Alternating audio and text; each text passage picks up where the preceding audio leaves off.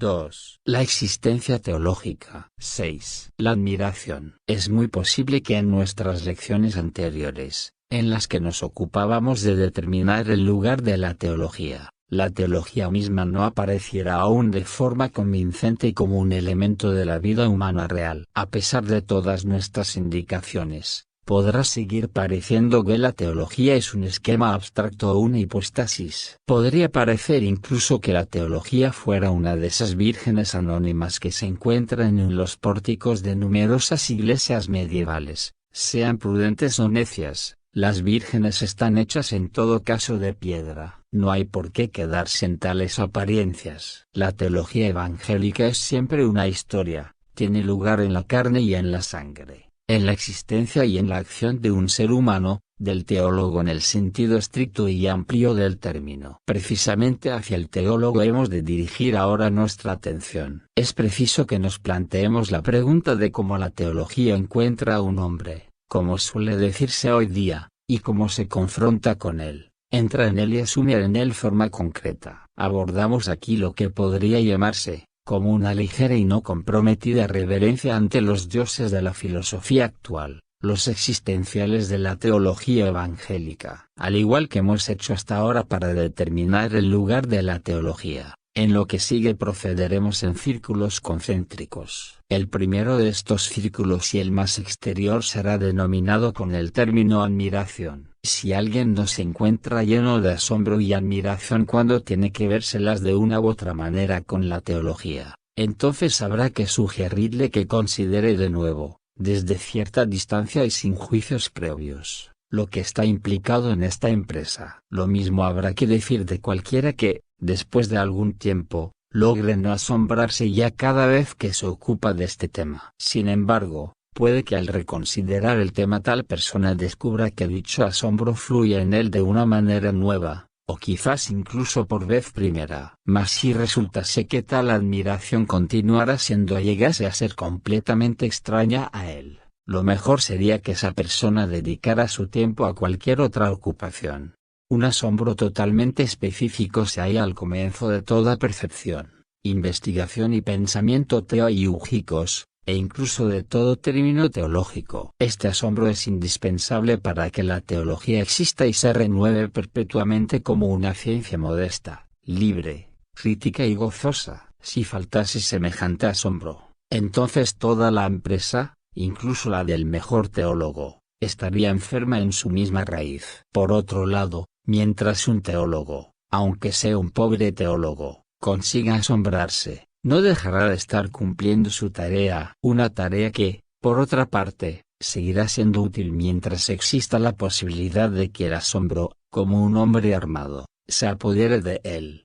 En términos generales, la admiración se produce cuando alguien encuentra un fenómeno espiritual o natural con el que nunca se había visto antes. De entrada, es algo desacostumbrado, extraño y novedoso para él. No es capaz, ni siquiera provisionalmente, de asignarle un lugar en la esfera anterior de sus ideas acerca de lo posible. En principio, puede indagar únicamente cuál es su origen y su esencia. Hasta este punto el concepto de admiración es idéntico al socrático taumacein, es decir, una admiración asombrada, a la vez que es receptiva y ansiosa de aprender. Se ha dicho con razón que este asombro socrático es la raíz de toda ciencia verdadera. El sentido en que hemos introducido aquí el concepto implica por otra parte un deseo asombrado y receptivo de aprender. Sin embargo, nuestro concepto supone mucho más que una provisional vacilación e indagación con respecto a un fenómeno desacostumbrado,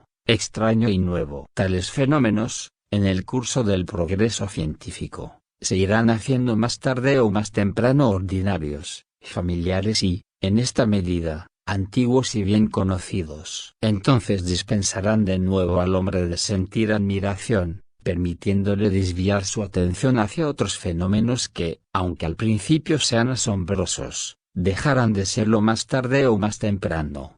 Una clase diferente de admiración se apodera del hombre cuando se adentra en la teología. Desde luego, este asombro obliga a un hombre a admirarse y le impulsa a aprender. Pero en la admiración teológica existe una total imposibilidad de que el individuo termine de aprender algún día sus lecciones, de que lo nuevo pueda aparecer como antiguo y familiar, de que lo extraño pueda llegar a ser algo que se domestique completamente. Si un hombre pudiera domesticar esa admiración, entonces no se habría adentrado en la teología, o habría vuelto a salirse de ella. De la admiración que constituye la sana raíz de la teología, jamás podrá salirse el hombre. El objeto de la teología nunca resulta rutinario al hombre, como ocurriría con un objeto ordinario del mundo. Lejos de eso, incide en él constantemente sobre el vértice de sus reflexiones, por grande que sea ese círculo. El progreso de la ciencia puede significar aquí únicamente que la vacilación y la indagación teológicas ante el objeto de la teología van sobreponiéndose cada vez más. Esta admiración hacia el objeto, lejos de dejar libre al hombre alguna vez y de alguna manera, se irá apoderando progresivamente de él. Si el hombre llega a estar cada vez más sorprendido, entonces se convertirá de forma total e irrevocable en una persona capaz de admirar. La admiración, Verwunderung, surge ante aquello que es prodigioso, Wunder. Todo el que comience a ocuparse de la teología, se ocupará desde el primer paso hasta el último de lo prodigioso. Los prodigios son la aparición, la presencia y la actividad de lo que es básica y definitivamente incompatible con e inasimilable a la norma de la experiencia común. La teología es por naturaleza la lógica de los prodigios, pero no es solamente la lógica de los prodigios. Dejaría de ser teología si se avergonzara del hecho de que es por completo incapaz de categorizar a su objeto. No sería teología si se negara a afrontar el problema que esta incapacidad plantea. En este punto resulta muy instructivo echar una ojeada a los relatos bíblicos de prodigios o milagros. Tales relatos desempeñan un papel llamativamente importante en el testimonio bíblico de la obra y de la palabra de Dios. En el sentido propio del término bíblico, los milagros son aquellos sucesos en el tiempo y en el espacio que no tienen analogías. Definidos provisionalmente y de manera no técnica, son acontecimientos que no tienen lugar en la conexión causal, universalmente conocida e ininterrumpidamente reconocida, de sucesos espaciales y temporales. Su verificación histórica, en el sentido moderno de este término, puede consistir tan solo, al parecer, en la observación y descripción del hecho cierto de que, en un lugar conocido históricamente, se cuenta que han sucedido acontecimientos de esta clase. Cualquier cosa que vaya más allá de esta observación, sea positiva o negativa, sobrepasaría los límites de tal verificación histórica. Ahora bien, los relatos referidos en concreto a tales sucesos forman parte integrante del testimonio bíblico que ha tenido lugar en la historia por el pacto de gracia. Este testimonio y su contenido se violarían si los relatos bíblicos fueran reducidos al nivel de diferentes clases de sucesos. Los relatos bíblicos, por ejemplo, podrían identificarse con sucesos que pueden entenderse que son naturalmente explicables dentro de las relaciones causales generalmente familiares y reconocidas como ininterrumpidas. O podría hacerse caso omiso de ellos, como si no hubieran sucedido, simplemente porque están descritos como tales acontecimientos incomparables. Por la misma razón, podrían ser reinterpretados como expresiones simbólicas de sucesos que en realidad fueron tan solo inmateriales, o como expresiones desbordantes de la fe asombrada de los testigos bíblicos. La teología no puede emplear ni la primera, ni la segunda, ni la tercera de las interpretaciones precedentes. No puede permitirse a sí misma apartarse de la cuestión acerca de la obra y de la palabra de Dios que se reflejan en el testimonio bíblico tal como fue pronunciado. Aquellos teólogos y no teólogos persiguen lo imposible y lo absurdo cuando suponen que la búsqueda de la verdad confiada a la teología ha de identificarse con una investigación en torno a la posibilidad, verificabilidad y explicabilidad de los acontecimientos que constituyen la estructura del mensaje de la Biblia. Lejos de eso, la teología ha de reconocer que las historias bíblicas de milagros poseen un lugar esencial en el conjunto de la historia narrada y explicada por profetas y apóstoles. La teología ha de ocuparse de la tarea de averiguar cuál es exactamente el lugar, el papel y la relevancia de tales relatos. Hay teólogos que se postran de hinojos ante los criterios de la historiografía moderna. están sumamente dispuestos a etiquetar y eliminar los relatos de milagros, considerándolos leyendas o sagas. Hay otros que, aunque su actitud ante los milagros es menos escéptica, piensan y juzgan desde dentro del marco y del carácter especial del testimonio bíblico. Sin embargo, siguen preocupándose también de la historia. Ambos grupos no tienen posibilidad de negar la función esencial y necesaria realizada por los relatos de milagros en el conjunto y en determinadas partes que son decisivas en el mensaje bíblico. ¿Cuál es el papel de esos relatos? En cuanto a relatos fundamentalmente asombrosos, funcionan en primerísimo lugar y de manera formal como una especie de señal de alarma, a razón por la cual el Nuevo Testamento suele designarlos como señales, o signos, esparcidos en ocasiones abundantemente y en otras más escasamente a lo largo de la historia del Emmanuel,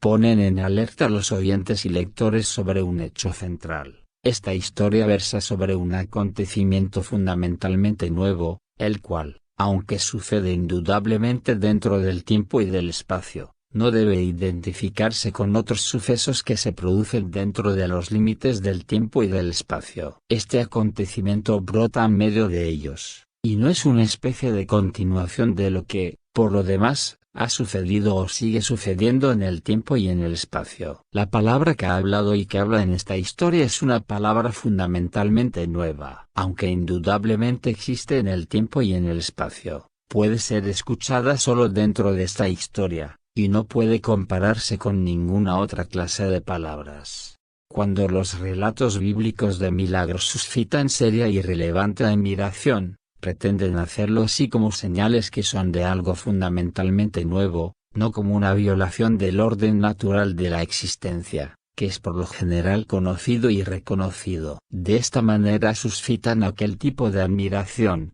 a la cual nadie puede sustraerse una vez que se ha adentrado en el estudio del tema de la teología. Ahora bien, ¿cuál es el nuevo elemento destacado por esos relatos de milagros? Puesto que el asombro podría ser algo así como un maravillarse, sin comprender y con la boca abierta, ante el portentum o stupendum como tal, hacia que señalan las siguientes frases. Levántate, toma tu camilla y vete a casa, sal de este hombre, espíritu inmundo, cállate, enmudece, como se mandó al viento tempestuoso del lago embravecido, dadles vosotros de comer, como se dijo a la vista de las 5000 personas que se hallaban hambrientas en medio del desierto. Lázaro, sal afuera, él ha resucitado, no está aquí. Según el testimonio bíblico, lo que sucedió después de tales exclamaciones fue siempre un cambio en el curso ordinario del mundo y de la naturaleza, un curso que amenazaba y oprimía al hombre. Aunque esos cambios eran aislados y temporales, sin embargo eran radicalmente auxiliadores y salvadores. Las cosas que sucedieron eran promesas e intimaciones, anticipaciones de una naturaleza redimida, de un estado de libertad, de una clase de vida en la que ya no habría tristeza, ni lágrimas, ni llantos, y en la que no existiría ya la muerte, que es el último enemigo. Lo que se comunica bajo la forma de estas pequeñas luces es siempre el esplendor reflejado proveniente de la gran luz que se acerca a los hombres del presente bajo la forma de la esperanza. Levantad vuestras cabezas, porque se acerca vuestra redención. Lucas 21, 28. Este resplandecer de la luz de la esperanza es lo realmente nuevo, es el elemento realmente sorprendente en los relatos bíblicos de milagros. Sin embargo, esos relatos son tan solo un elemento del testimonio bíblico acerca de la historia del Emmanuel, aunque, desde luego, son indispensables y no deben pasar inadvertidos. Esta historia no se agota en el hecho de que tales relatos sucedan dentro de ella. Lo que se revela en ellos es únicamente la novedad de la historia y el consuelo integral que aporta. Esta historia es el anuncio de un nuevo cielo y de una nueva tierra. Estos relatos son tan solo las señales del nuevo elemento que tiene su origen en esta historia, que se inicia entonces y continúa apresurándose hacia su meta. No son en sí ese nuevo elemento. Por tanto, el nuevo acontecimiento no es el agua convertida en vino en las bodas de Caná, o el joven que fue devuelto a su madre, deshecha en lágrimas, en Naín, o el alimento que se dio a las 5000 personas en el desierto. o el lago de Galilea en donde fue calmada de repente la tempestad, o la virginidad de la madre de Jesús, o incluso la tumba de Jesús que fue encontrada vacía en el huerto de José de Arimatea. Ninguno de ellos es el nuevo acontecimiento que hace que sea real y solemne el asombro inevitable de cualquiera que emprenda el estudio de la teología. Todas esas cosas pueden originar gestos de asombro incluso entre los impíos. La admiración causada por esas señales, aunque dirige la atención del hombre hacia otra naturaleza y hacia otro mundo diferentes y mejores, no eliminará, sin embargo, la posibilidad de hacer caso omiso del acontecimiento realmente nuevo y decisivo del que habla el testimonio bíblico. Lo que es real y decisivamente novedoso es el hombre nuevo. Según el testimonio bíblico, Jesús en aquellos hechos actuaba, en medio de los demás hombres, como el Señor, el siervo y el analista de todos y de cada uno. En estas acciones, él se proclamaba a sí mismo y revelaba la justicia y el juicio de Dios. En ellos Jesús manifestaba su gloria. Él mismo es el nuevo acontecimiento, la gran luz de esperanza que ya ha llegado y que vendrá de nuevo después de haber resplandecido provisionalmente en esas pequeñas luces. El nuevo acontecimiento es la reconciliación del mundo con Dios, la cual fue anunciada en el Antiguo Testamento y fue cumplida en el Nuevo por Jesucristo. El nuevo acontecimiento es el cumplimiento y perfeccionamiento de la alianza entre Dios y el hombre. El nuevo acontecimiento es el amor, la gracia gratuita, la insondable misericordia con la que Dios asumió la causa de Israel, el malvado luchador contra Dios, y asumió la causa de todo el género humano, rebelde y corrompido. Dios asumió la causa de esas personas haciendo que su palabra, su verbo, se hiciera carne, es decir, carne de desdicha y de pecado como la nuestra. La ejecución de su eterno designio tuvo lugar en un acto concreto dentro del tiempo y del espacio, no en el elevado pináculo de alguna idea que pudiera ser fácilmente comprensible y persuasiva para el hombre. La palabra se hizo carne en lugar nuestro y para nosotros, con el fin de superar, eliminar y erradicar el pecado que nos separa de Dios y que es también el aguijón de la muerte, el viejo elemento de nuestra vieja naturaleza y de nuestro viejo mundo. El nuevo acontecimiento es el nombre de Dios que es santificado en esta única persona, en su obediencia, servicio, vida y muerte. Es el reino que ha llegado en él, que ha quedado establecido y que se halla activo en él. La voluntad de Dios que en él se cumpla tanto en la tierra como en el cielo. El nuevo acontecimiento es la senda de los hijos hacia su Padre, el camino abierto por Jesús para todos los hombres, y que todos los hombres pueden recorrer mediante el poder de vida del Espíritu Santo.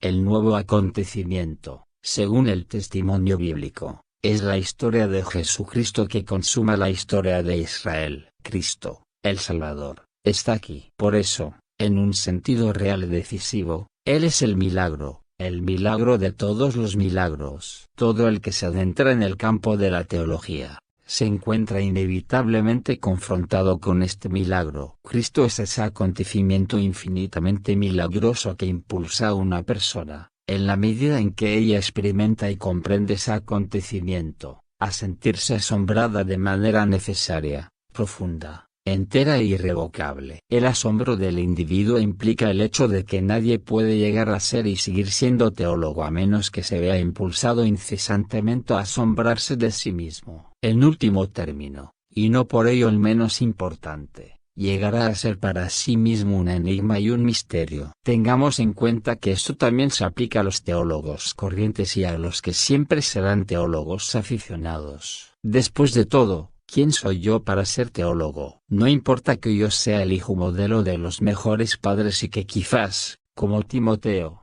2 Timoteo 3:15, haya conocido las sagradas escrituras desde que tuve uso de razón. No importa que yo posea la mente más brillante o el corazón más sincero que haya tenido las mejores intenciones. ¿Quién soy yo para depositar tal confianza en mí mismo que pueda dedicarme, aunque sea remotamente, a la tarea de la teología? ¿Quién soy yo para cooperar en este tema, al menos potencialmente y quizás de una forma singularmente activa, como un pequeño investigador, pensador o maestro? ¿Quién soy yo para hacerme cargo de la búsqueda de la verdad en favor de la comunidad y según el sentido de la misma? y para esforzarme en dar respuesta a esa cuestión. Recuperé la confianza en mí mismo justo cuando toqué a la teología tan solo con mi dedo meñique, por no hablar de ocuparme de ella con mayor o menor energía o quizás a nivel profesional. Y si hice tal cosa, entonces no pude menos de verme confrontado con el nuevo acontecimiento y el milagro atestiguado por la Biblia. Dicho milagro implica mucho más que la resurrección del joven de Naín,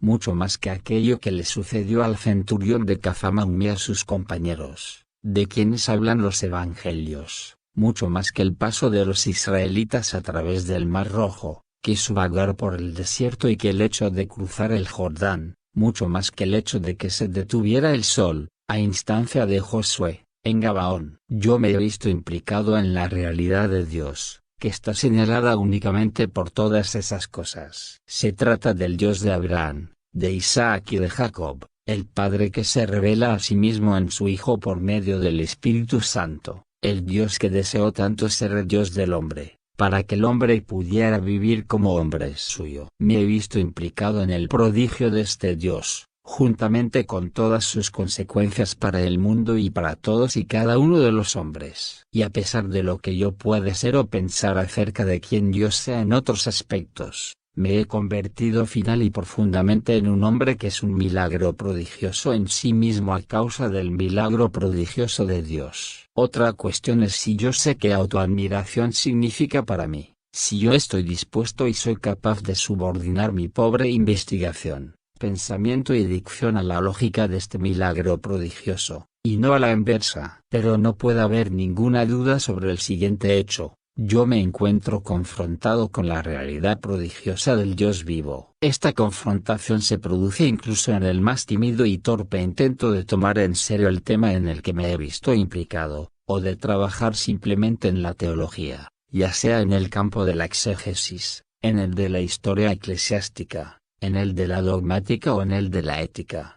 De una manera o de otra estoy obligado a considerar la cuestión del prodigio de Dios. Tal vez yo intente sustraerme a mí mismo y no quiera confrontarme con este prodigio ni preocuparme de él. Pero no podré verme libre ya de semejante confrontación. Es indudable que la teología confiere al hombre que se ocupa de ella, algo así como un carácter indelebilis. Quien tenga ojos para ver reconocerá incluso a distancia al hombre que ha sido visitado y, por consiguiente, ha sentido la admiración inmoderada que causa la teología y la palabra de Dios. Se le reconocerá por determinada seriedad y humor, sea genuino o espúreo, real o solo pretendido. Pero el proceso y el camino por el que fue posible para él llegar a convertirse en tal hombre, permanecerá siempre oculto incluso para el teólogo mismo. Este proceso seguirá siendo un enigma y un misterio, profundamente admirable. Sin duda, yo me conozco y me reconozco a mí mismo,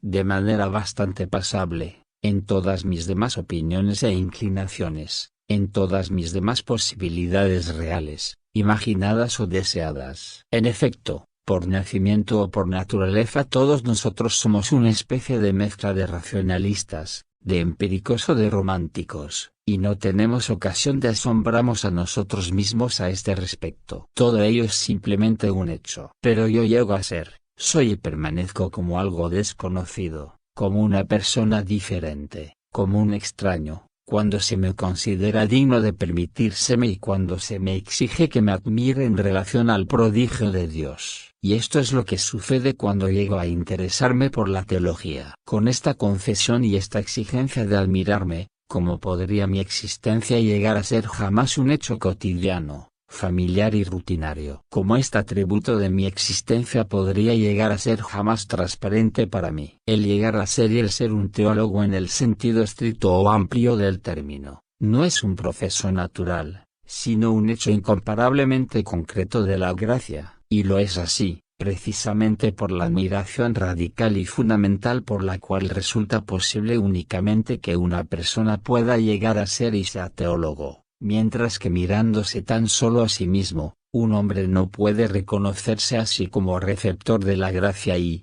en consecuencia, no puede complacerse y sentir orgullo de sí mismo. Como receptor de la gracia, Un hombre puede actuar solamente realizando actos de gratitud. Si alguien imaginara que puede verse a sí mismo como merecedor de la gracia, lo mejor que podría hacer sería decir adiós a la teología y dedicarse a alguna otra clase de actividad. En ella podría cerrar sus ojos, si pudiera hacerlo, al prodigio de Dios, y por tanto no necesitaría admirarse acerca de sí mismo, si es capaz de hacerlo. Pero tal vez el hombre no encuentre ninguna otra actividad en la que pueda esquivar eficaz y definitivamente a la teología, al prodigio de Dios, y, por consiguiente, en la que pueda esquivar su asombro por ese prodigio y por lo que él mismo es. 7. El verse afectado. Admiración. Si este concepto ha de ser una descripción adecuada de aquello que hace que un teólogo sea un teólogo, entonces exige una delimitación y profundización concretas. Incluso en la interpretación amplia que hemos dado, el hecho de admirarse podría entenderse erróneamente como un simple hecho de mirar con asombro entusiasmado. El mirar con asombro entusiasmado es algo con significación teológica y considerable y quizás con futuro. Johann Gottfried Herder leyó la Biblia y la interpretó con asombro entusiasmado a la manera de un documento de la antigua poesía oriental, y después de largas décadas de una ilustración totalmente árida, tal manera de contemplar la Biblia fue para muchos una posibilidad estimulante y excitante. El joven Schleiermacher, a su vez, exhortaba a aquellos que despreciaban desde la cultura la religión a que se asombrasen ante el fenómeno religioso en general. Un siglo más tarde, lo que nos interesó sobremanera a nosotros, los jóvenes de aquella época, de las obras de Dumo de Gunkel, fue el asombro entusiasmado con que ellos contemplaban, al menos, a los profetas y los salmos, considerándolos indudablemente como el punto culminante del mundo del Antiguo Testamento. Paul Wemble era considerado por sus discípulos como un maestro inolvidable debido a su asombro entusiasmado, siguiendo las huellas de Thomas Carlyle, ante la persona humana de Jesús y también, con algunas pocas reservas, ante el apóstol Pablo, ante los reformadores y ante una multitud de figuras de la historia eclesiástica que congeniaban con su manera de ser. Por otra parte, también Rudolf Otto fue capaz de describirnos de una manera bastante impresionante lo santo, das Elige, como un fascinosum. Claro que en todo eso no se trataba más que de un mero asombro. Había en todo ello cierta justificación por el hecho de que el concepto de experiencia, puesto de moda por Wilhelm Evans y por otros, se hallaba en boca de todos nosotros hacia el año 1910 y señalaba hacia algo más que un mero asombro. Pero, sea como sea, la teología no puede ni debe contentarse en cualquier caso con un mero asombro, si es que quiere seguir siendo un asunto serio. Lo que en la lección anterior calificamos como la inevitable admiración que la teología siente, no tolera que se entienda únicamente como una especie de sensibilidad intelectual. Esto seguiría siendo verdad, incluso si el tema de la teología trascendiendo la trayectoria, antes mencionada, de la moderna teología protestante no fuera simplemente la admiración hacia personalidades religiosas o hacia la vida y la conducta religiosas, sino la admiración hacia el prodigio que es Dios mismo. Desde luego, como sabía ya Anselmo de Canterbury, puesto que hay una belleza de Dios, hay también una pulcritud de la teología que no puede pasarnos inadvertida.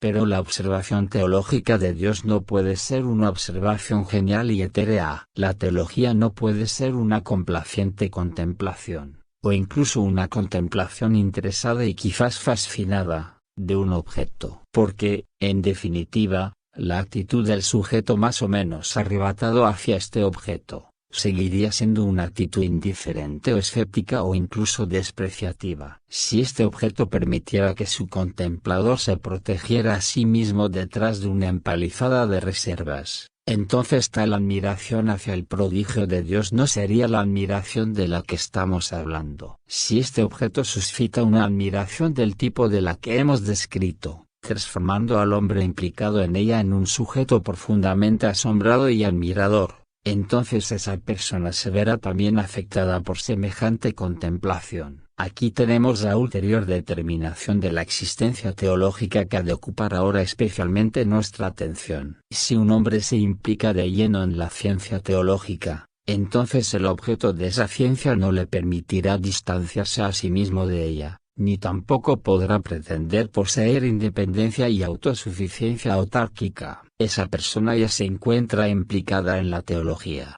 aunque las razones para su implicación hayan sido muy superficiales o incluso extraordinariamente ingenuas. Desde luego él no sabía de antemano el riesgo que estaba corriendo, y no comprenderá nunca plenamente ese riesgo. Pero, de todos modos, dio ese paso. Por tanto, dicho individuo es un teólogo, porque se ve confrontado a sí mismo con ese objeto. Su corazón es demasiado recalcitrante y temeroso, y su mente demasiado débil, pero él no es capaz sin más de escamotear ese objeto. Las consecuencias no pueden seguir evitándose. Este objeto le inquieta y, no solo desde lejos, a la manera en que un restallante relámpago en el horizonte puede inquietarnos. O este objeto le busca y le encuentra precisamente donde él está. Y ahí precisamente es donde este objeto le ha buscado y encontrado, le ha hallado, le ha encontrado y le ha desafiado, le ha invadido, le ha sorprendido y le ha capturado. Se ha apoderado de él. En cuanto a él, la luz le enfocó, fue sacado de entre los espectadores y llevado al escenario. Lo que se supone que él va a hacer con ese objeto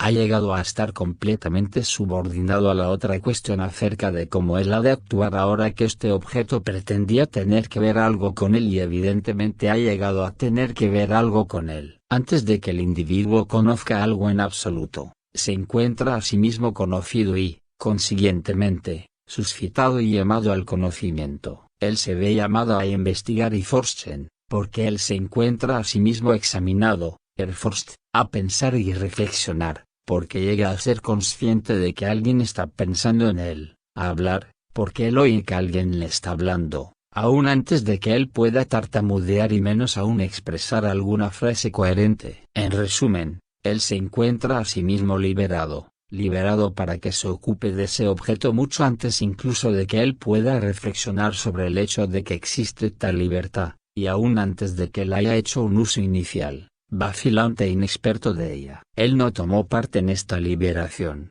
pero lo que sucedió es que él fue hecho participante directo de esa libertad. Cuando él mojó la punta de su pie en las aguas de ese Rubicón o Jordán, o de cualquier manera que se llame el río, entonces el individuo se vio impulsado y autorizado para cruzar a la otra orilla. Tal vez con gesto ceñudo, confundido y estremecido y desde luego de manera completamente incompetente, él se ve, no obstante, trasladado a la otra orilla, de la cual no hay ya retomo. El hecho es ahora, tu agitur. El asunto te afecta. ¿Qué es lo que estoy describiendo aquí? ¿La génesis y la existencia de un profeta? No, sino sencillamente el carácter enteramente peculiar del origen y de la vida del teólogo, de algún gran teólogo. Absurdo. Porque, ¿qué significa aquí grande? Puede haber grandes juristas, médicos, investigadores de la naturaleza, historiadores y filósofos. Pero no hay sino pequeños teólogos, un hecho que, de paso, es fundamental para los existenciales de la teología. Aún el que es pequeño en el campo de la teología,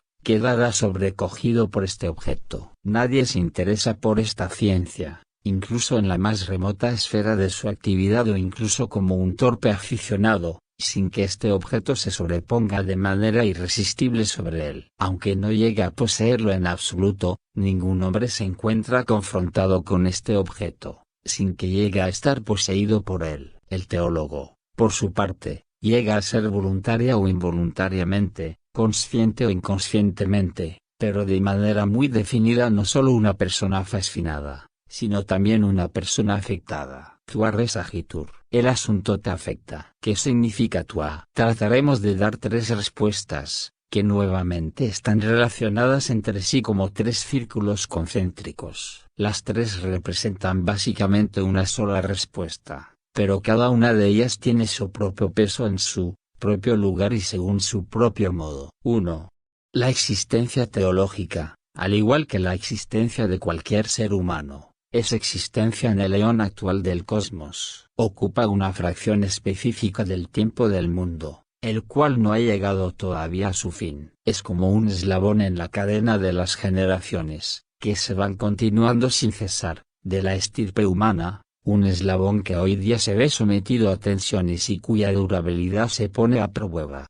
Vive y persevera en su propia situación como un sujeto activo y pasivo de la historia del hombre y de la sociedad. El humilde teólogo existe, al igual que todos los demás hombres, como una criatura a la que se le han asignado sus particulares posibilidades por su situación y su determinación cósmica. En su mundo circundante, él se ve acosado por sus propias necesidades concretas, pero de una manera o de otra él tiene también una participación en determinadas tareas y esperanzas. Aunque su situación concreta no le aporta ninguna ventaja, él no tiene tampoco ninguna desventaja en relación con todos los demás hombres. No es ni más poderoso ni más débil que todos ellos. Pero el teólogo se ve confrontado con la palabra de Dios, que se expresa y puede oírse en la obra de Dios. Y eso es lo que él no puede suprimir. Consciente o inconscientemente, él, como teólogo, se ha expuesto a sí mismo a esa palabra. En todo caso, él no puede ocultarse a sí mismo el hecho de que esa palabra está dirigida precisamente a su propio mundo. Esa palabra afecta a la humanidad en todos los tiempos y lugares, al teólogo en su propio tiempo y lugar, y al mundo agitado por sus problemas actuales. Esa palabra desafía al mundo, en el cual parece que X y Z con sus propias grandilocuentes palabras tienen la última palabra y determinan la suerte de todos los hombres y de todas las cosas, al igual que la suerte de los teólogos. Aunque el teólogo lee el periódico, no puede olvidar que acaba de leer precisamente a Isaías 40 o a Juan 1 o a Romanos 8. En todo caso, él no puede suprimir el conocimiento de que la palabra de Dios habla no solo de una necesidad infinitamente más profunda, sino también de una promesa infinitamente más alta que la suma total de todas las necesidades y promesas características de este tiempo y lugar. No puede suprimir su conciencia de que esta palabra no es solo la palabra del veredicto y juicio de Dios sobre toda la existencia humana y sobre su perversión, sino en grado mucho mayor la palabra del pacto de gracia establecido por Dios con el hombre. El teólogo sabe que ese pacto no se haya únicamente proyectado, sino que ya se ha establecido y cumplido. La palabra a la que el teólogo está expuesto trata de la plena reconciliación del hombre con Dios. Habla de la justicia por la cual toda la injusticia humana se encuentra ya superada, de la paz que ha hecho que todas las guerras humanas, sean guerras frías o activas, resulten ya superfluas e imposibles, del orden por el cual se ha puesto ya un límite a todo el desorden humano. Por último, al hombre a cuyo encuentro ha ido la palabra de Dios, no puede ocultársele tampoco que, juntamente con todo el tiempo, su tiempo actual se va moviendo hacia una meta en la cual todo lo que ahora está oculto será revelado. Él sabe que este tiempo era y es el tiempo de Jesucristo y que, por tanto, a pesar de cualquier contradicción aparente, es tiempo de gracia. No puede pasarle inadvertido el hecho de que lo que está implicado en la palabra, no es la proclamación de alguna clase de principio, de una nueva moral y programa político, o de una ideología mejor. No,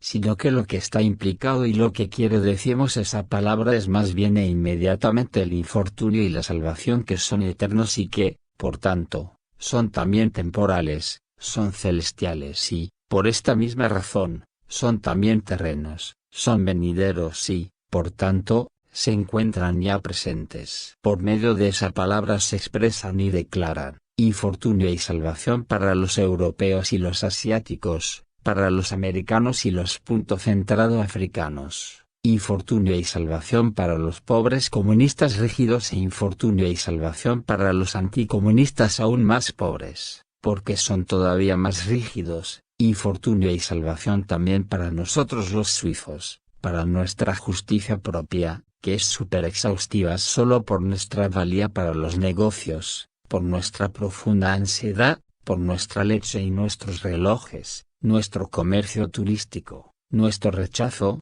propio de mentes estrechas, del derecho de voto para las mujeres, y nuestro deseo algo pueril de poseer algunas buenas armas atómicas.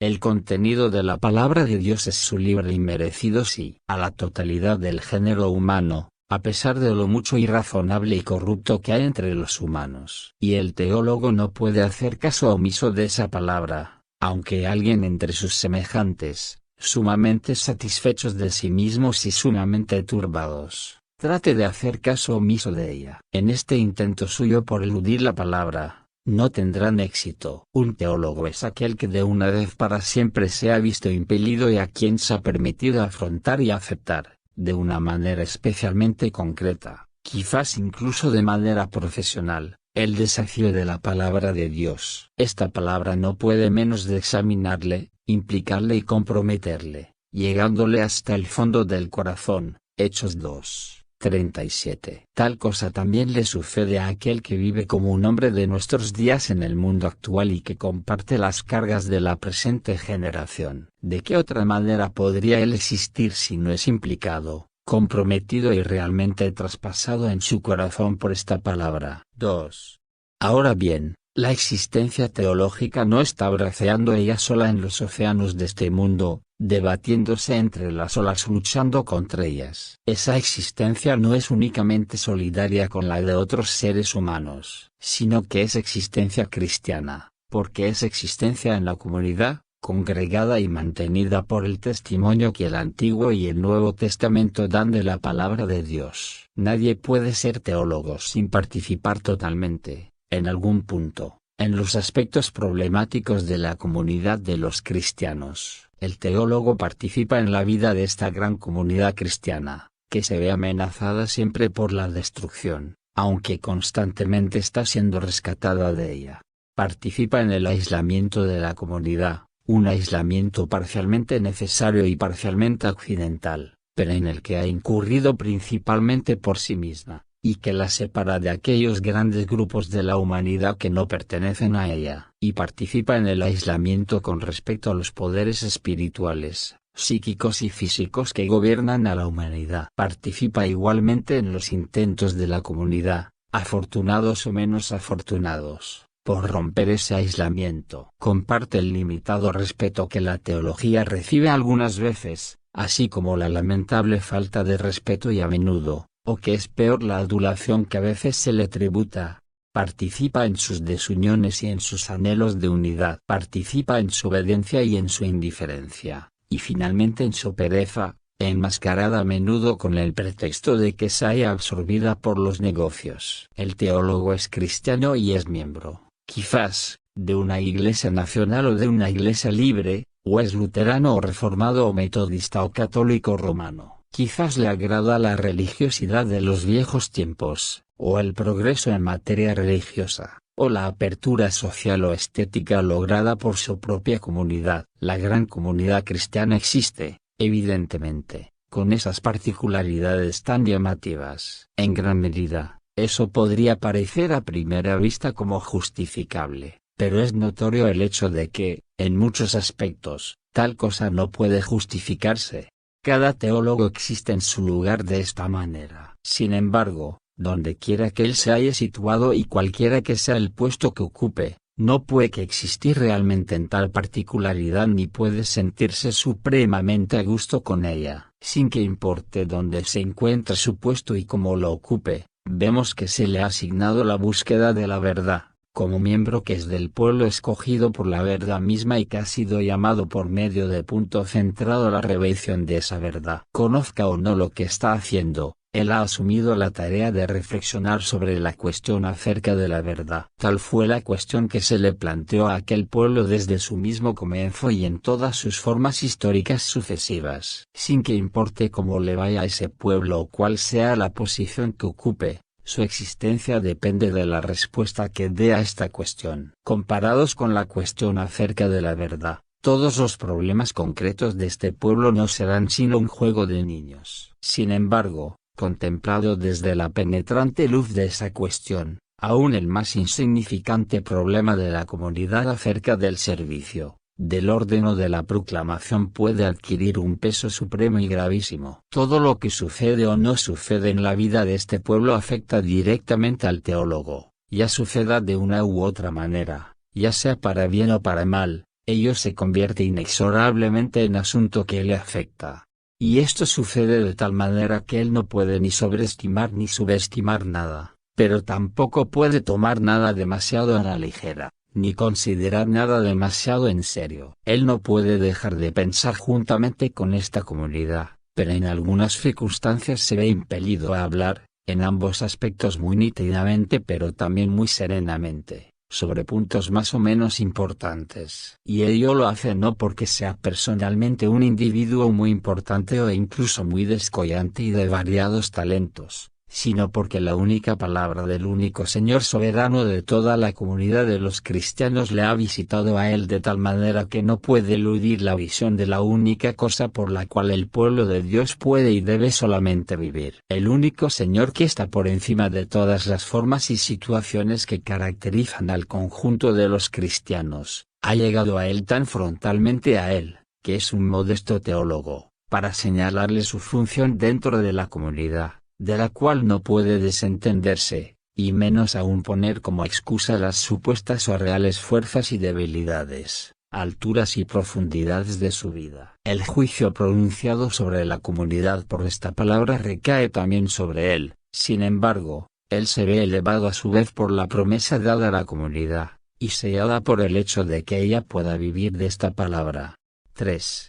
La existencia teológica es en último término la existencia personal del modesto teólogo. Él no solo existe en el mundo y no solo existe en la comunidad, sino que existe también sencillamente consigo mismo. Y puesto que la palabra de Dios, que es el objeto de la teología, se preocupa del mundo y de la comunidad que existe en el mundo, se preocupa también del teólogo en su existencia consigo mismo. En este sentido, lo que está implicado es el juicio que recae sobre él y la gracia que le es concedida, su encarcelamiento y su liberación, su muerte y su vida. Lo que está implicado, de manera definitiva y terminante, es él mismo, en todo lo que el homo teólogo debe saber, investigar y considerar sobre la búsqueda de la verdad. Con todo, no sería adecuado suponer que el implicado en primer lugar y de forma primordial sea él mismo, y tan solo subsiguientemente y a cierta distancia, la comunidad, y a una distancia todavía mayor, el mundo. Tal secuencia sugeriría que la subjetividad es la verdad,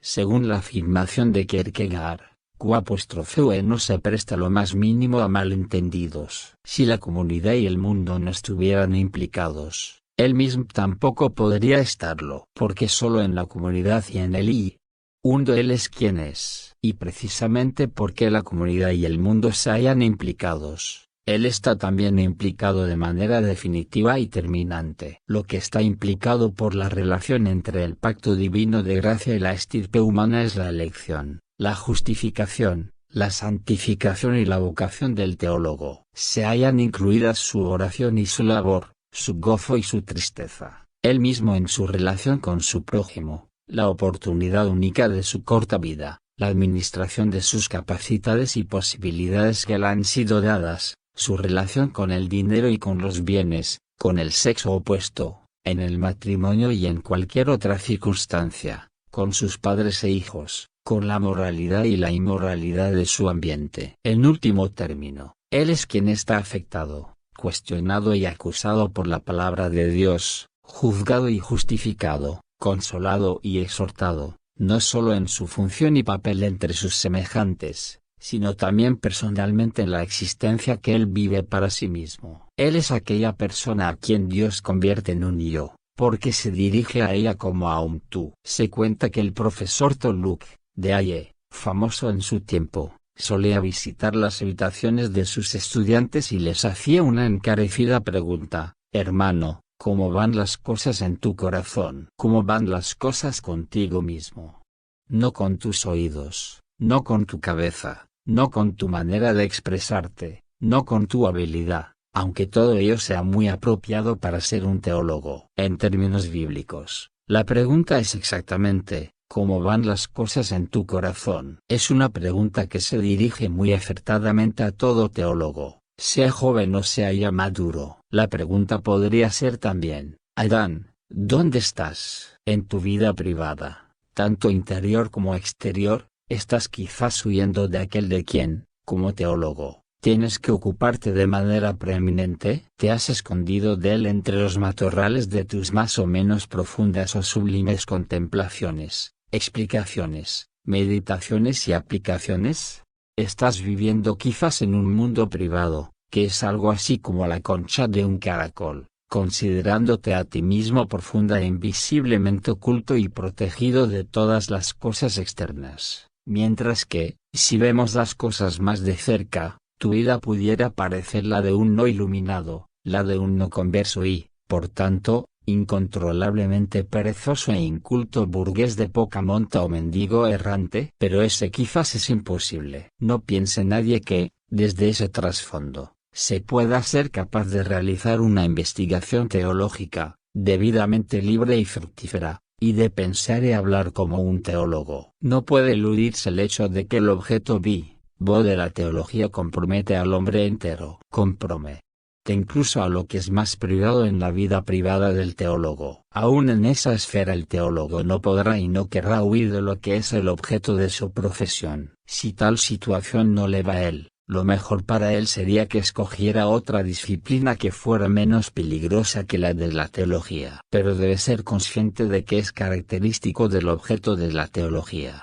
como puede leerse en el Salmo 139. Visitar más tarde o más temprano a cualquier hombre en cualquier lugar en que se encuentre y formularle la misma cuestión. Por eso, lo más sencillo será probablemente seguir siendo teólogo y aprender a vivir con arreglo a las exigencias divinas aún en los ámbitos más íntimos de la humanidad de un teólogo. 8. El compromiso. En nuestra sexta lección aislamos la admiración como el primer elemento que hace que un teólogo sea teólogo. Nos referíamos a la admiración dada, la inaudita novedad del objeto de la teología. En nuestra séptima lección señalábamos el verse afectado como el segundo elemento. El verse afectado resulta imprescindible por la actualidad singularísima y, a su vez, por la provocatividad del objeto con que el hombre tiene que vérselas en la teología. Pero este objeto exige también que esta implicación no se detenga tan solo en el punto en el que uno se ve más implicado, o en aquel referido a la más profunda experiencia, como se habría dicho hace 50 años. Si este objeto afecta al hombre, y lo hace según su manera peculiarmente penetrante e íntima, entonces es que reclama algo especial no solo para él, sino también de él. Estimula al hombre,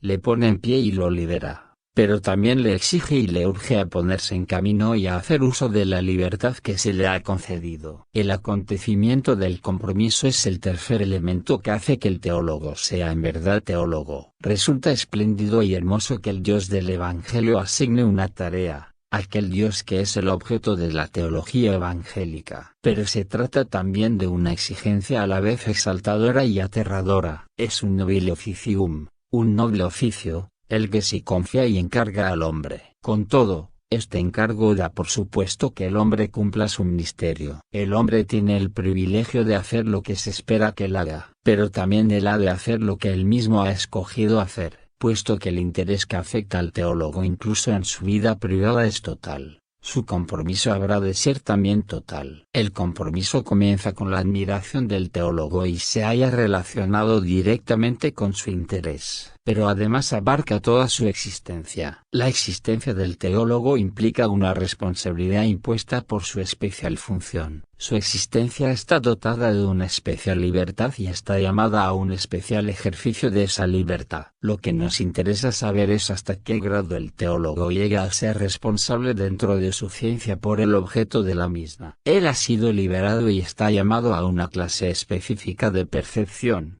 investigación, pensamiento y lenguaje. Él no concibió ni escogió ese modo de percepción, sino que le fue impuesto al asumir la tarea de la teología. Si el teólogo desea ser y seguir siendo fiel a esa tarea, tendrá que asimilar su forma de pensar, practicándola constantemente y recordándola o permitiendo que se la recuerden continuamente. Lo que está en juego es el método peculiar de la teología. El término método, aunque no resulte agradable, es inevitable en el sentido de que hay que definir un régimen de procedimiento que corresponda a la tarea de la teología. Para decirlo con otras palabras, Aquello a lo que nos referimos es la ley con arreglo a la cual el teólogo tiene que proceder. Por semejante ley el teólogo está comprometido, más allá de toda simple admiración y de todo verse afectado, a tener conocimiento y a confesar lo que es el objeto propio de su ciencia.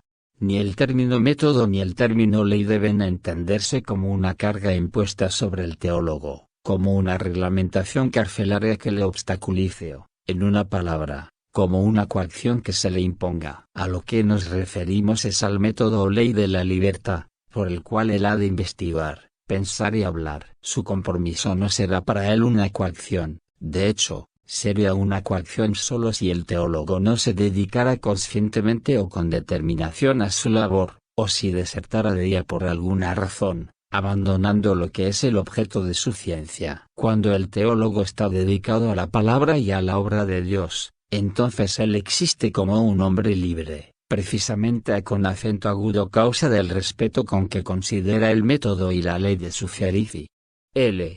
Ta única carga, coacción y cautividad babilónica sería la necesidad de seguir otro método, o de respetar y cumplir una ley ajena de conocimiento, aunque tal ley ajena fuera lo que él había dejado atrás, cuando se adentró por la senda del intellectus fidei. Proponemos a continuación algunas conclusiones sobre la reglamentación des intellectus, es decir, sobre el tipo de conocimiento al cual el teólogo está ligado y para el cual ha sido liberado y al que se le ha exhortado. Reservaremos para la próxima lección el problema planteado por el hecho de que se trate del intellectus fidei, de la comprensión de la fe, y no simplemente del intellectus independientemente de la fe. Por el momento investigaremos solo el carácter del intellectus. 1.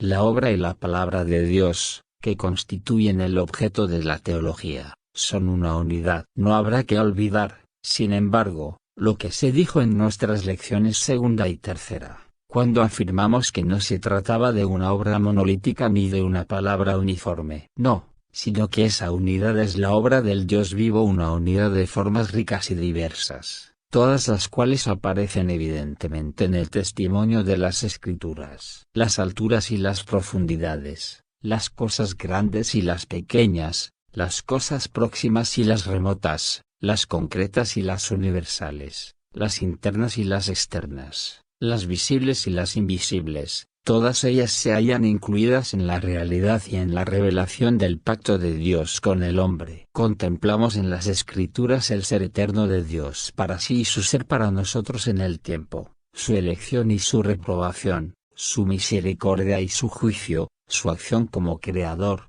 reconciliador y redentor, su estrategia celestial y su estrategia terrenal. Y contemplamos también el ser creado por Dios, bueno, caído y renovado según la imagen de Dios, la naturaleza que le fue asignada y la gracia que le fue concedida, su transgresión y su obediencia, su muerte merecida y su vida prometida. Y en todo esto hay también pasado, presente y futuro. Todas estas cosas existen juntas, cada una de ellas no existe sin todas las demás, y el centro no existe sin su infinita circunferencia, aunque ningún punto de la circunferencia sea idéntico a otro o pueda intercambiarse con él. Ninguno de ellos es insignificante, exento de importancia y del que se pueda prescindir. Ninguno de ellos carece de su especial verdad y dignidad. No hay ninguno que no represente y refleje la totalidad, y no hay ninguno sobre el cual un conocimiento debido o indebido no tenga consecuencias decisivas. Pero no hay ninguno tampoco que pueda desligarse de la unidad de la obra y de la palabra de Dios que lo circundan y lo determinan. Ninguno de ellos puede observarse, entenderse e interpretarse de forma aislada, contemplado únicamente en sí mismo, tratado como un centro secundario y convertido quizás en el centro mismo. El objeto de la ciencia teológica en todas sus disciplinas es la obra y la palabra de Dios en la plenitud de las mismas. Pero en esa plenitud son también la única obra y palabra de Dios. Esta obra y esta palabra son Jesucristo, el único que fue coronado como Rey de los judíos y Salvador del mundo. Jesucristo, el único que representa al Dios único entre los hombres y al propio hombre ante el acatamiento del único Dios. Él es el único siervo y Señor que fue esperado, que llegó y que ahora es sumamente esperado. El conocimiento teológico, orientado hacia él, que es su punto de partida y su meta, se convierte en un conocimiento que expresa la unidad de la diversidad.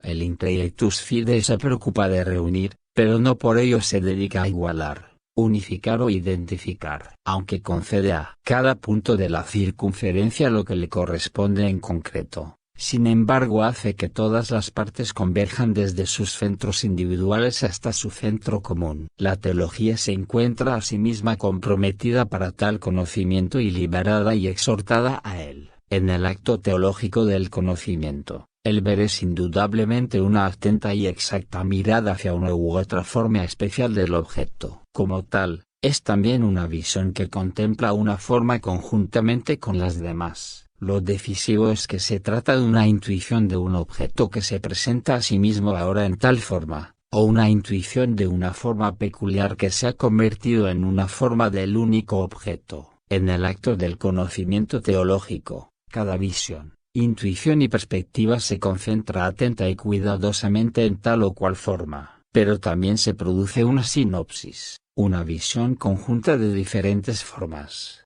Y finalmente, sobre todo, cada forma se descubre que es una forma del único objeto. Tal es el sentido de la exégesis bíblica, así como el de los inventarios y los análisis conocidos como historia eclesiástica o como historia de los dogmas y de la teología. Es igualmente el sentido de los diversos loci, capítulos y párrafos de la teología dogmática y de la ética, así como de la reflexión acerca de las numerosas actividades de la Iglesia.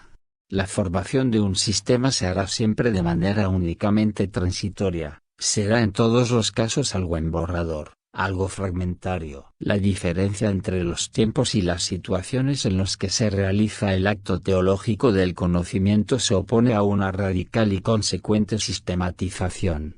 A la sistematización se opone además la gran variedad de las formas y aspectos del único objeto de la teología. Y se opone principalmente a ella el hecho de que el centro teológico que abarca y despliega ante la vista sus múltiples aspectos individuales, no es un principio disponible de construcción, sino que es Jesucristo, quien, por el poder del Espíritu Santo, resucitó, se halla activo y habla. Es la bondad del Dios vivo, que vincula y libera constantemente de nuevo, que desciende hasta el hombre y lo eleva hasta él mismo en una historia que se halla en continuo movimiento. Él reina, y junto a él no hay ningún otro que gobierne. No hay ningún poder sistemático detrás del trono, y él es también quien impide la aparición de ángulos muertos, en los que el pensamiento y la dicción filosóficos o históricos llegan a ser posibles a veces o incluso tienen que serlo. Él no permite que el teólogo haga caso omiso ni siquiera de un solo punto de la periferia, y no permite que ningún punto se halle en alguna clase de aislamiento. No permite que se duda pensar sobre él sinceramente, es decir, teológicamente. Pero no permite tampoco que el teólogo cometa el error de crear un segundo centro que compita con el centro primario, es decir, que convierta el círculo en una elipse y que de este modo sucumba al sectarismo, a la herejía o quizás incluso a la apostasía. Todo es vuestro, pero el que no recoge conmigo, desparrama. Un primer criterio del genuino conocimiento teológico del intellectus fide es que este conocimiento reúne o congrega con él. Es un conocimiento que congrega y reúne todos los pensamientos, conceptos y palabras desde él y hacia él, porque él es el comienzo y la meta de los mismos. 2.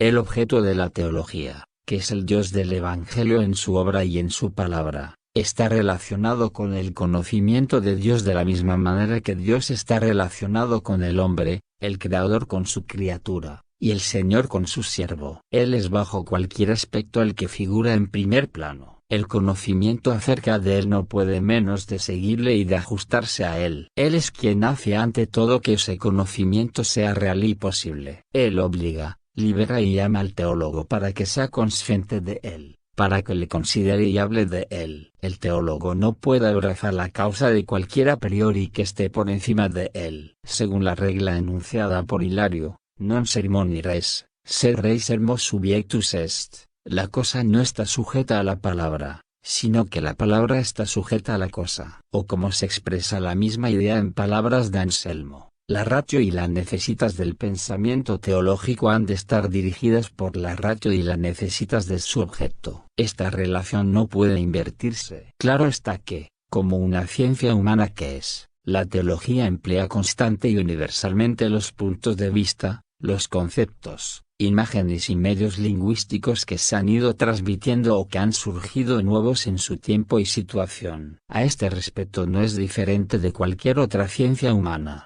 Su conocimiento se adquirió por vías diferentes durante los últimos días de la antigüedad, durante la Edad Media, durante los tiempos del Barroco, de la Ilustración, del idealismo o del romanticismo. Pero no hay tiempo o situación en que la teología pueda permitirse reconocer alguna reglamentación general como ley vinculante para sus propios puntos de vista, concepciones, imágenes o lenguaje.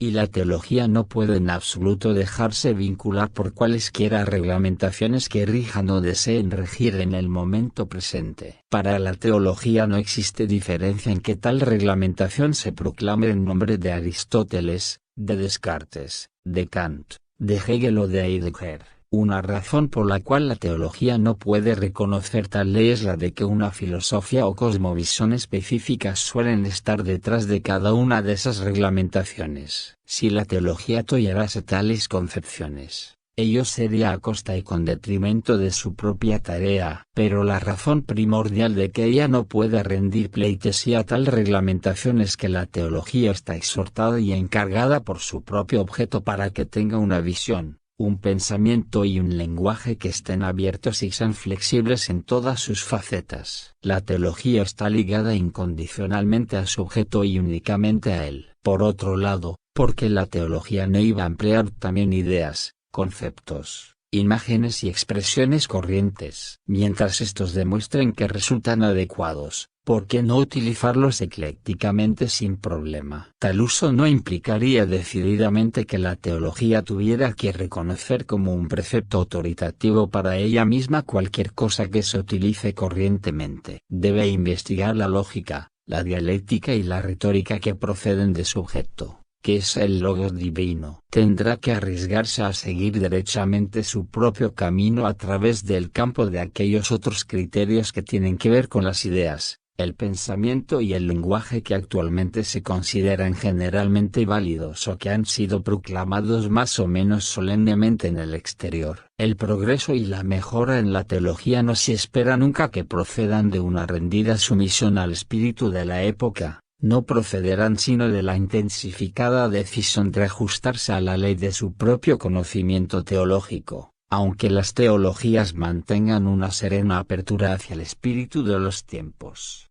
Recordaremos lo que se dijo en la primera lección acerca del carácter de la teología como ciencia libre. Conserva su libertad al hacer uso de cualquier capacidad humana de percepción, juicio y lenguaje, sin estar ligada a cualquier epistemología presupuesta. En este punto se opone no solo a la vieja ortodoxia, sino también a toda moderna neo-ortodoxia. En su uso libre y ecléctico de las capacidades humanas, a lo único a lo que ella tiende es a una cosa, a prestar la obediencia que le exige hoy y ahora su objeto, que es el Dios vivo en el Jesucristo viviente y en el poder vivificante del Espíritu Santo. La teología no está llamada a la irracionalidad, al pensamiento indolente o extravagante, y ciertamente no está llamada a complacerse perversamente en lo paradójico como tal. Credo que absurdum, creo porque es absurdo. Eso sería lo último que beneficiase a su objeto o que le fuera permitido a la teología. Muy al contrario, el teólogo no se excederá nunca en poseer,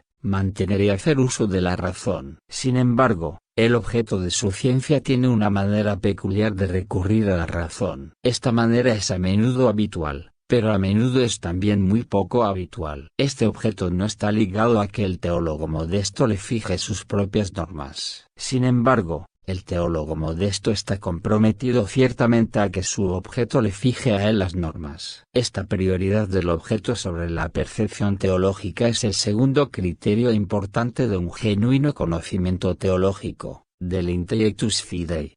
3. El objeto de la teología, la obra y la palabra de Dios en la historia del Emmanuel y en su testimonio bíblico tiene una determinada propensión, un determinado énfasis y tendencia, una dirección irreversible. El teólogo está comprometido, ha sido liberado y ha sido exhortado a dejar espacio a este énfasis en su conocimiento, que es el intellectus fidei. Hay un doble aspecto en el hablar y en el actuar de Dios. Sí, en consonancia, en los textos del Antiguo y del Nuevo Testamento, que solo en apariencia se hallan uniformemente unos junto a otros. Este doble aspecto puede designarse como el sí y el no pronunciados vigorosamente al hombre, o como el evangelio que eleva al hombre y la ley que le reprende, como la gracia dirigida a él y la condenación que le amenaza, o como la vida para la cual él ha sido salvado y la muerte en la que él ha incurrido. Para ser fiel a la palabra de Dios y al testimonio bíblico que atestigua esa palabra, el teólogo tiene que ver, reflexionar y hablar sobre esos dos aspectos, presentando el lado luminoso y el lado de sombra. Pero con la misma fidelidad el teólogo no puede desconocer ni negar ni silenciar el hecho de que esos dos momentos no se hayan relacionados entre sí como los movimientos de un péndulo, que se repiten constantemente con igual fuerza en direcciones opuestas, o como platillos de una balanza que muestran igual peso y que oscilan de manera indecisa. Lejos de eso, la relación entre ambos aspectos es como la de un antes y un después, como la de un arriba y un abajo, como la de un más y un menos. Es innegable que el hombre tiene que escuchar a un enérgico y sobrecogedor no divino. Pero es también innegable el hecho de que ese no está incluido dentro de un sí creativo, reconciliador y redentor pronunciado al hombre. Es cierto que la ley que sujeta al hombre se halla asentada y proclamada aquí, pero su validez divina y su poder divinamente vinculante se deben, no menos ciertamente, a su carácter como ley del pacto y como una forma del Evangelio. Indudablemente se pronuncia y se ejecuta allí una condenación, pero en esa misma condenación se despliega claramente la gracia reconciliadora, como se ve en la decisiva ejecución de esa condenación sobre la cruz en el Gólgota.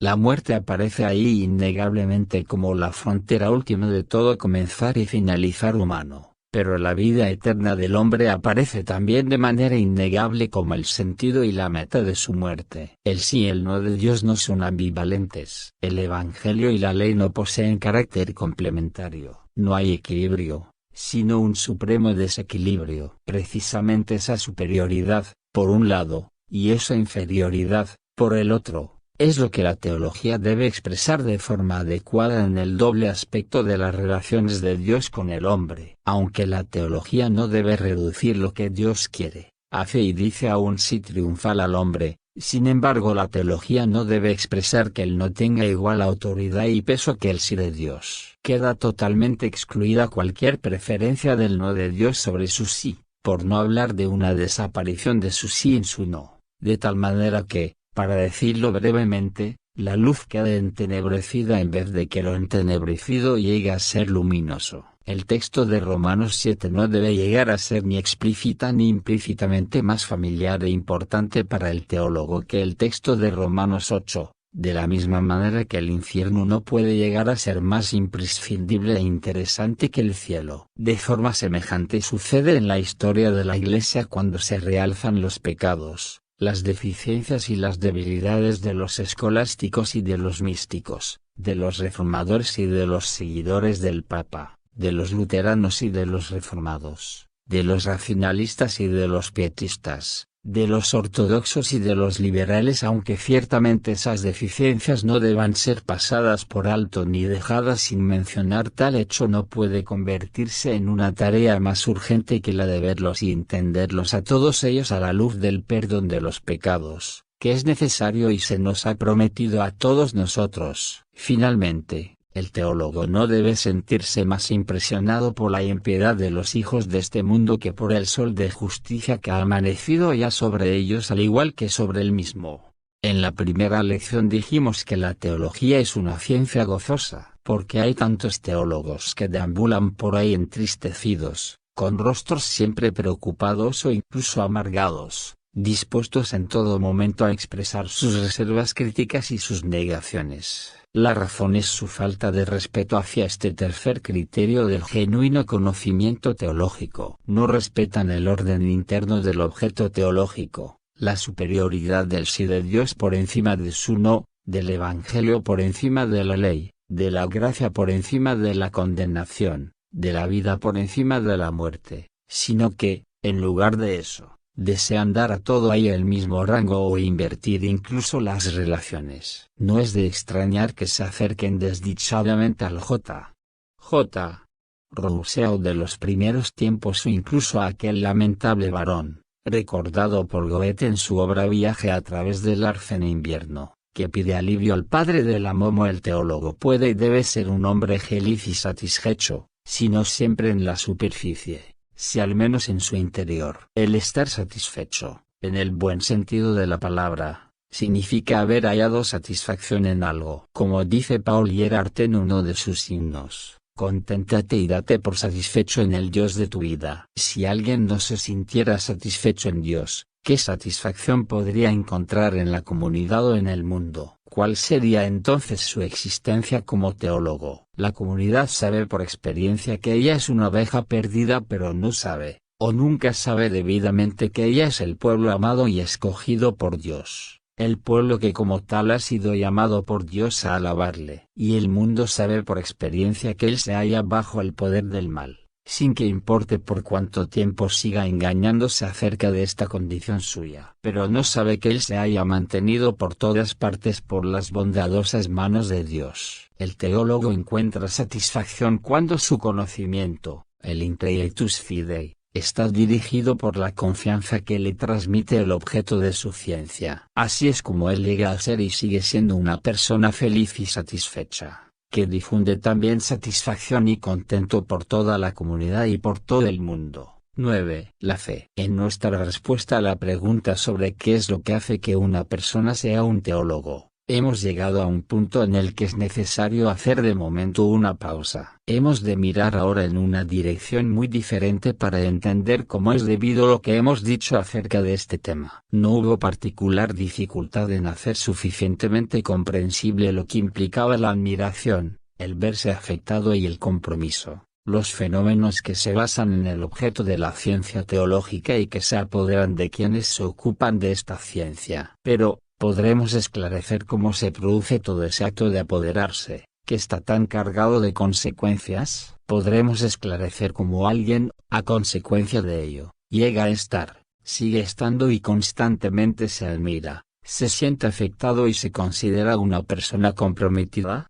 Para lograrlo, tendremos que profundizar primero en un aspecto de nuestro estudio sobre el compromiso. Está bien claro que es especial el carácter del conocimiento para el cual el teólogo se ha visto comprometido, liberado y exhortado. Pero, ¿cómo sucede entonces que alguien llega a estar real y eficazmente comprometido con este conocimiento y con su especialísima orientación? ¿Cómo comienza alguien a moverse por la senda que el objeto de la ciencia teológica le ha mostrado? Juntamente con esta pregunta, considerada como punto de partida, podemos y debemos planteamos otra pregunta, ciertamente en sentido retrospectivo. ¿Cómo llega alguien a sentirse seriamente agitado por este objeto? ¿O cómo se siente alguien lleno incluso de profunda admiración hacia él? ¿Cuál es la génesis de estos fenómenos? Evidentemente nos encontramos ahora en una situación muy parecida, o que básicamente es la misma, sin duda, a la que nos hallábamos en nuestra quinta lección sobre el espíritu. Entonces nos vimos obligados a admitir la falta de presuposiciones para nuestros anteriores enunciados acerca de la palabra de Dios, de sus testigos bíblicos y de la comunidad fundada por esos testigos. Nos hallamos de nuevo ante una aporía, fundada en la materia misma. No podemos hacer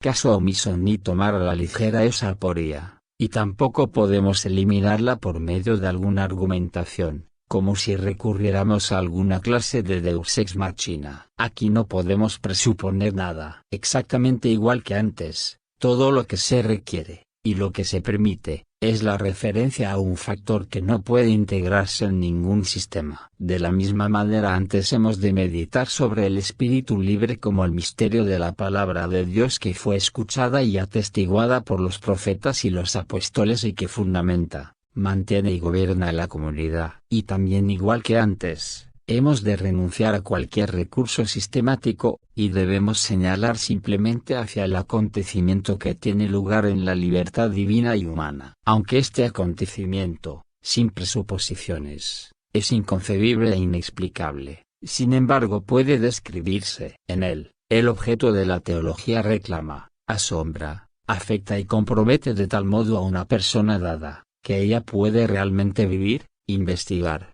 pensar, hablar y existir totalmente como un teólogo. Este suceso es la fe. Lo poquito de este hombre que a buen seguro es muy pequeño. Lo primero que interesa es hacer algunas precisiones sobre el concepto de la fe, tan traído y tan llevado en el protestantismo antiguo y especialmente en el reciente. 1.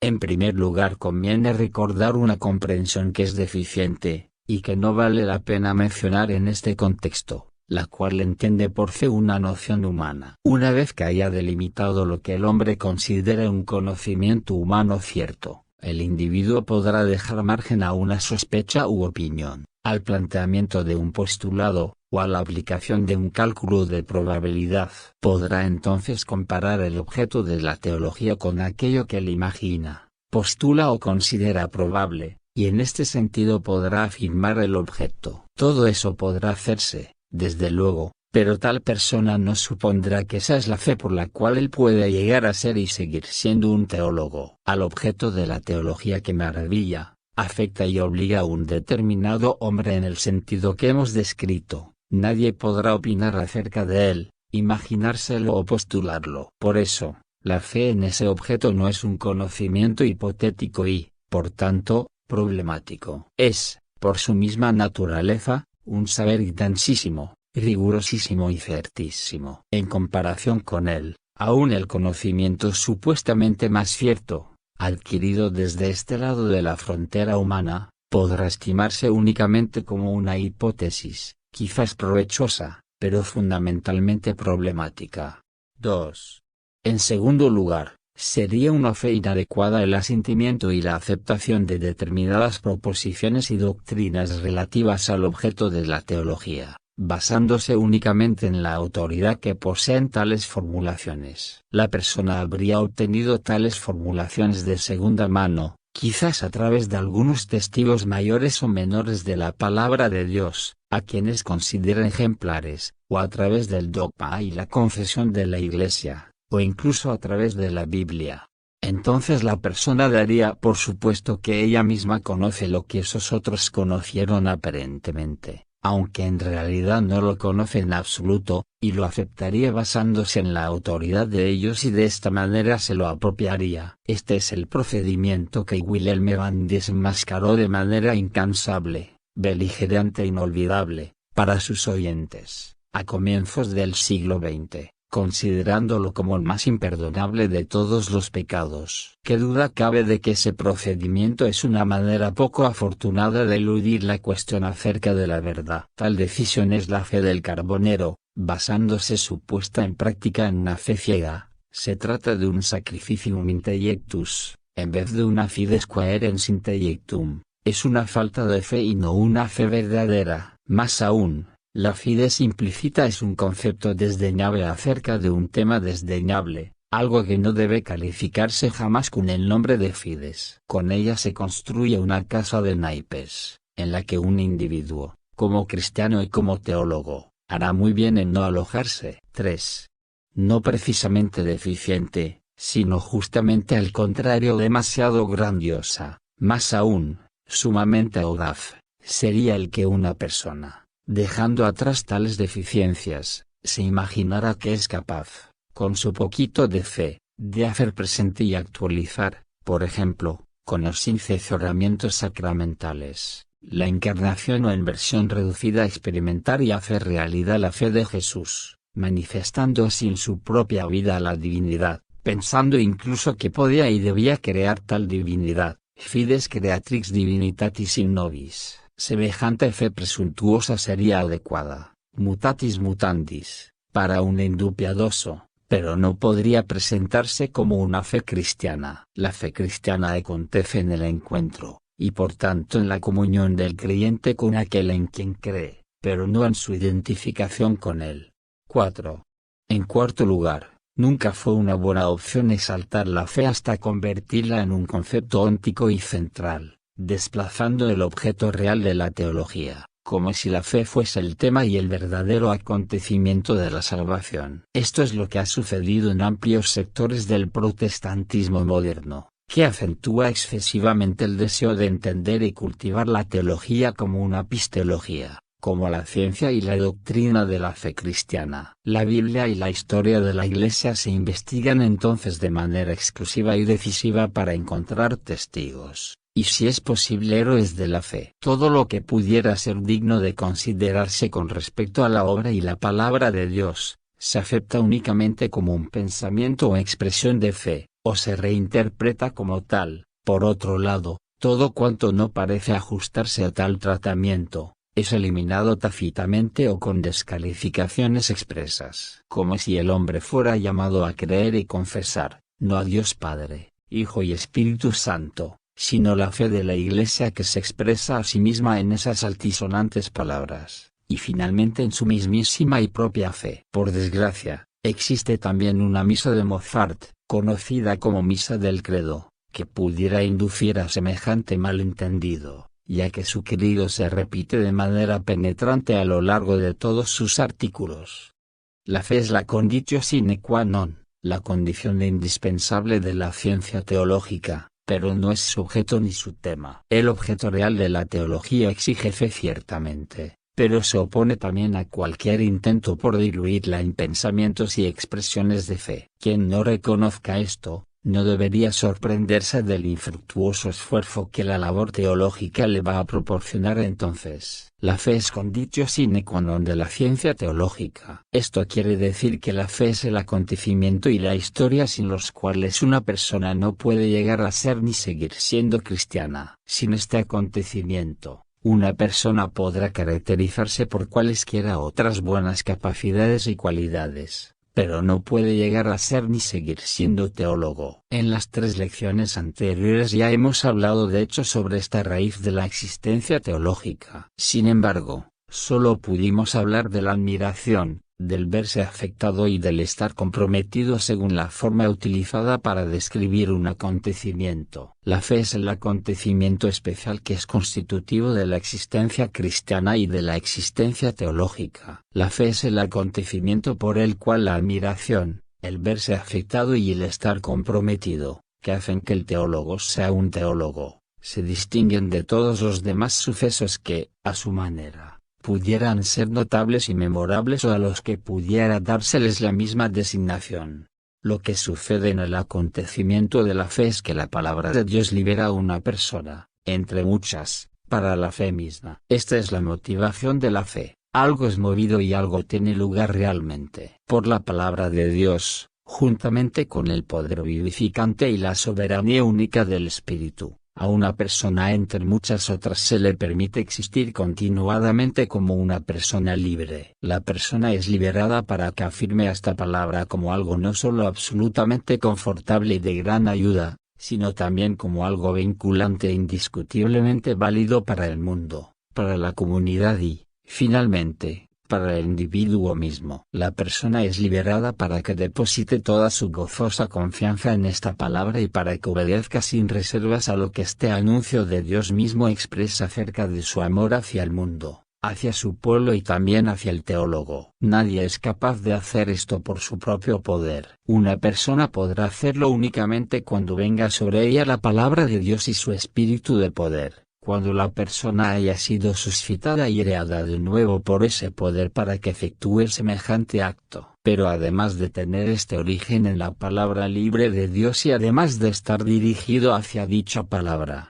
este acto es genuina y libremente el acto propio de una persona. Aquel que afirma, confía y obedece no es, como quien dice, Dios en él, sino que es él mismo, una modesta persona. Por otra parte, los acontecimientos de afirmación, confianza y obediencia excluyen la idea de que el hombre pudiera estar actuando impulsado por alguna clase de delirio entusiástico. No, la persona cree, recibe y sigue a Dios y a su palabra, y lo hace como ser humano que es, recurriendo y utilizando su normal entendimiento humano, claro que sin olvidar su fantasía humana, su voluntad humana e indudablemente también sus sentimientos humanos. Pero el hombre, aunque esté humanamente determinado y limitado, hace esto como un hombre libre, como un hombre que no era libre, pero que, no obstante, llegó a ser libre cuando sobrevino sobre él la palabra de Dios, pronunciada por Dios en su obra divina. Aunque, hablando estrictamente, él no es ese hombre, sin embargo se le ha permitido llegar a ser incesantemente ese hombre, cuando este objeto le encuentra y se confronta de nuevo con él, permitiéndole y requiriéndole para que lo afirme, confíe en él y le obedezca. Cuando esto le sucede a alguien, y cuando alguien hace eso, entonces esa persona cree. Y cuando este acontecimiento como tal es revelador y esta acción como tal está iluminada, entonces la fe tiene el carácter fundamental de conocimiento. Por ser intellectus fide es conocimiento de su objeto, ese objeto que es el origen mismo de la fe. De este origen y de este objeto la fe recibe su contenido concreto y distintivo. Y a la fe se le permite llegar a ser conocimiento de Dios y del hombre, del pacto de Dios con el hombre, y de Jesucristo. Ciertamente no es solo un conocimiento intelectual, pero es también, y eso nos interesa aquí igualmente con miras sobre todo a la teología, un saber intelectual que debe efectuarse en conceptos y expresarse en palabras. A la fe le es dado ser incesantemente un acontecimiento cuando es fides quaerens intellectum, una fe que trabaja muy modestamente, pero no de manera infructuosa en la búsqueda de la verdad. Esta es la manera en que el objeto de la teología requiere a un hombre, permitiéndole percibir, indagar, pensar e incluso hablar teológicamente. Este proceso sigue siendo incomprensible e inexplicable, y aquí pensamos en lo que se dijo en la sexta lección acerca del milagro de existencia teológica como tal. Pero este proceso es capaz, no obstante, de ser descrito, porque implica la curación de alguien que anteriormente había sido ciego, sordo y mudo, pero que ahora ve, oye y habla. Varias son las cosas que nos quedan aún por destacar de una manera especial. 1.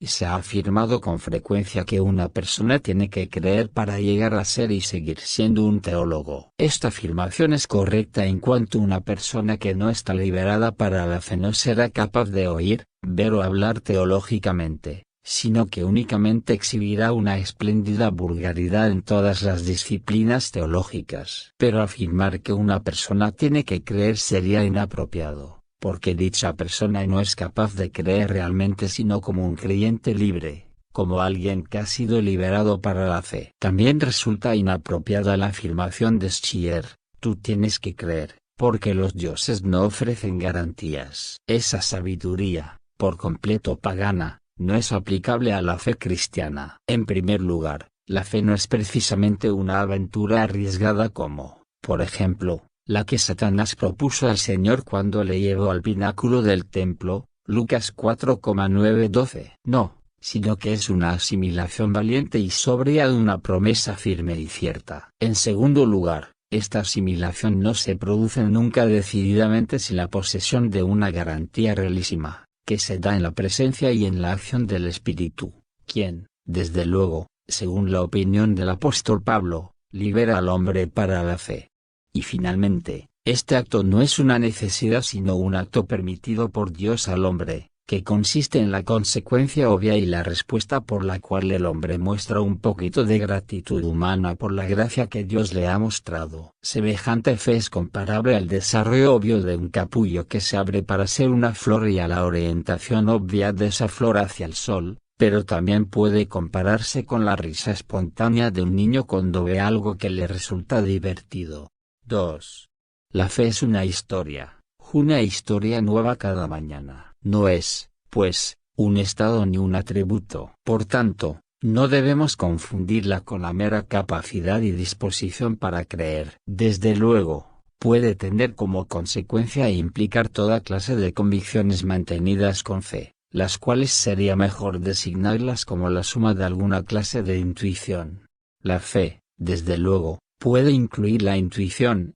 Hacemos decir que el teólogo haría bien en no llevarse las manos a la cabeza haciendo un gesto de disgusto y pasando enseguida a hablar de métodos de desmitologización, cuando se ve confrontado, por ejemplo, con afirmaciones relativas al nacimiento de Jesús del seno de una virgen y al descendimiento de Jesús a los infiernos, o cuando se le habla de la resurrección de la carne o del relato de la tumba vacía, o cuando se menciona el dogma trinitario de Nicea y el dogma cristológico de Calcedonia, y quizás también cuando se incluye a la Iglesia en la confesión de fe en el Espíritu Santo. En lugar de eso, el teólogo haría bien en preguntarse seriamente a sí mismo si él cree de verdad como se supone que hace en el Dios del Evangelio, cuando piensa que puede hacer caso omiso, borrar o reinterpretar esos puntos y otros parecidos. Bien pudiera ser que en realidad él creyera en un Dios completamente distinto. Sin embargo, la disposición para creer en todos esos puntos y en otros parecidos no es todavía la fe. La fe no es un credere quod, sino de acuerdo con la formulación inequívoca del credo apostólico un credere in, en Dios mismo, en el Dios del Evangelio, que es Padre, Hijo y Espíritu Santo. Quien crea en él, difícilmente podrá eludir a la larga el conocimiento de otros muchos puntos, además de los ya citados. Pero no se trata de poner la creencia en esos puntos, es decir, de ser creyente en ellos, sino que se trata de tener fe en él, en Dios mismo, en el sujeto de todos esos predicados. Esto es lo que debe suceder de nuevo cada mañana fide quaerente intellectum, por la fe que trata de entender. 3.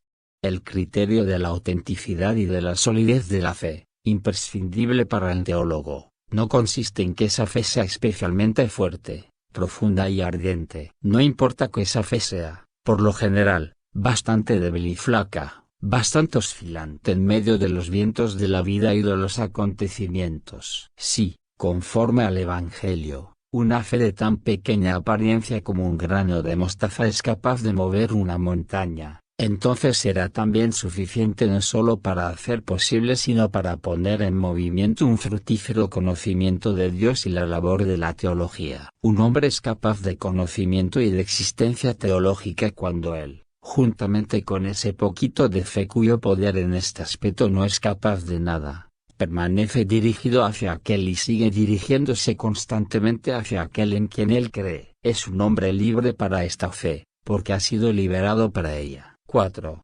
El mensaje lo oigo bien, mas lo que me falta es la fe, dice el protagonista del Fausto de Goethe. Sí, desde luego, a quien no le falta fe. ¿Quién es capaz, entonces, de creer? Ciertamente no creería aquel que afirmara que con acento agudo tiene la fe, aquel que afirmara, por consiguiente, que a él no le falta la fe, que él es capaz de creer. Todo el que cree sabe muy bien y confiesa que él no es capaz de creer en modo alguno por su propio entendimiento y poder. Realizará simplemente este acto de creer, sin perder de vista nunca la incredulidad que lo acompaña y se deja sentir continuamente. Por estar llamado e iluminado por el Espíritu Santo, él no se comprende a sí mismo, no puede menos de admirarse en grado sumo de sí mismo. Dirá, yo creo, pero lo hará únicamente en la súplica y con la súplica, Señor, ayuda a mi incredulidad. Por esta misma razón, esa persona no supondrá que tiene fe,